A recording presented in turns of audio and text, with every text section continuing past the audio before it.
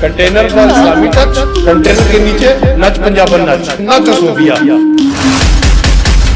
खान साहब माशाल्लाह से नहुसत के लिए मशहूर है ना,